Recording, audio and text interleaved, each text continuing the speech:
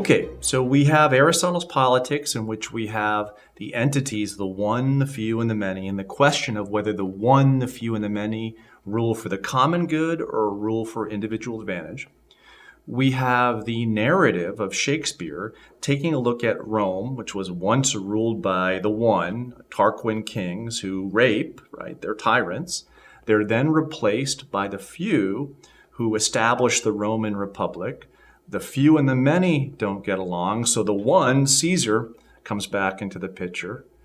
And then some of those who could be replacements for Caesar, instead of going down the path of becoming godlike within a Roman context, choose foreign princesses, choose foreign ways of looking at the world. So when we move forward in history, my argument to you is that this tension between the one, the few, and the many that needs to be mediated will continue to be a problem that defines the human experience.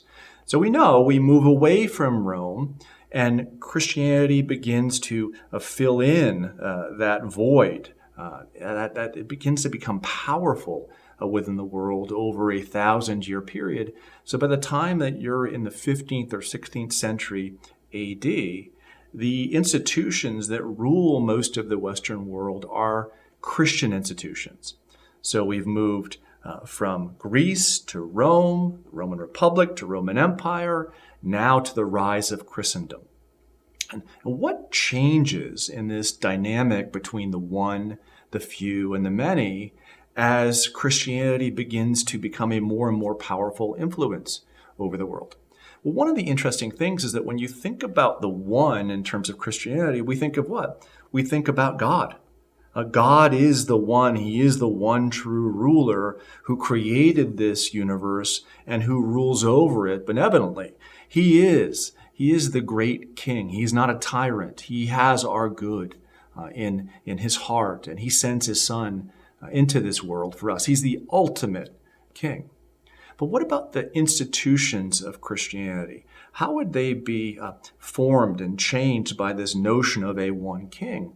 Well, many of the Christian institutions that form politically focus on what? The rise of the church that has at its head the one, the Pope, and the rise of kingdoms that are led by political monarchs.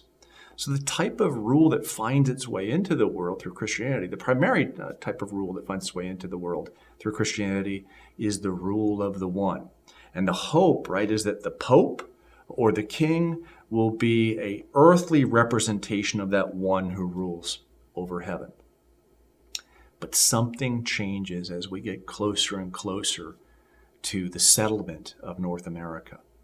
And that is the many who have long been forgotten or been put on the outside of history begin to get a foothold in political societies. No one tells this story of the rise of the many, of the rise of democracy, better than the Frenchman Alexis de Tocqueville, who in the introduction to his great work, Democracy in America, says that something major is happening in the world. Something from the 11th century to the 18th century has transformed the very dynamic of politics. What is taking place? He says that every single change that takes place in the world between the 11th century and the 18th century tends the world further and further towards what he calls the equality of condition. The equality of condition is the generative fact that will define the human experience in the modern world. So whether it's the establishment of the printing press, or opening up the clergy to commoners, or this new emphasis placed upon trade and capitalism and exchange, the new experiments in science and technology that are going on, all of these developments tend towards the greater and greater empowerment of the many. Now, how will the one and the few respond to this resurgence of the many? Will they embrace the many and believe that, yes, the many now have rightly established themselves as the authority of all things politics? Well, the answer is no. Many of the few, or the ones, believe that the many are dangerous, that this democratic movement is an ungodly movement, that liberty granted to individuals will lead to the destruction of society, that basically democracy amounts to anarchy. So Tocqueville says that a lot of the traditional powers that are in place as democracy rises don't want it to rise. And on the other hand, a lot of those individuals who embrace democratic revolution want to throw out tradition completely. So you have one set of individuals who are all for the democratic revolution and want it with everything in their hearts and their minds and their souls. And then you have this opposite group that want to fight tooth and nail any type of democratic movement. So why does Tocqueville focus on America? Because America, he says, is the one place in the modern world where you had traditionalists who were also lovers of liberty, men of faith who also believed that political liberty was a good thing.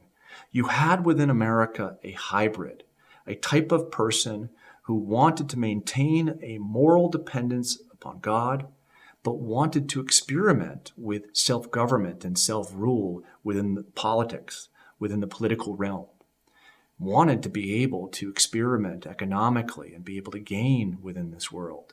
So an amazing hybrid is present within North America that is not present in the old world, where the old world forces are fighting with democracy and vice versa.